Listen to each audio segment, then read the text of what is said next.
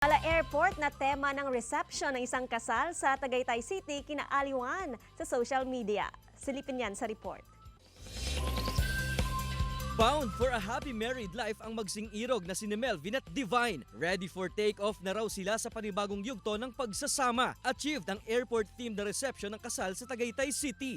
Mula boarding pass, baggage scanner, check-in counter at immigration. Naging side hustle kasi nila before during pandemic yung mga pasabay. Mga the usual na mga laman ng mga balikbayan, bakit pasabay sila i-deliver nila dito sa Pilipinas.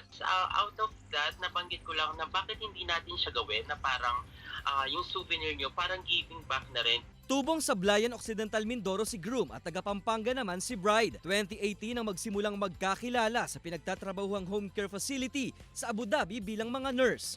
Yung isang kulig ko nakasama ko sa bahay, meron niya si Divine, maganda, ganyan. Doon ko tinry, nakulit-kulitin siya. Then, ayun, awa ng Diyos, binigyan ako ng pagkakataon na ma-meet siya, makilala. Gusto rin daw kasi nilang mas maging memorable ang kasal hindi lang para sa kanila, kundi maging sa mga bisita. At lahat sila may inuwing pasalubong. Mapa economy o business class man yan. Napawaw sila na parang, ay wow, ganito pala ang feeling ng nasa airport.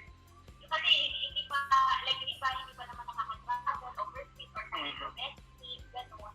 Pasabog din ang wedding gift ni groom kay bride. Eras Tour concert lang naman ni Taylor Swift sa Singapore. Bonus na lang daw kung makakapag-travel pa sina Melvin at Divine sa iba-ibang lugar. Dahil para sa kanila, ang dream destination nila natagpuan na sa isa't isa. Paul Hernandez para sa Mornings with GMA Regional TV.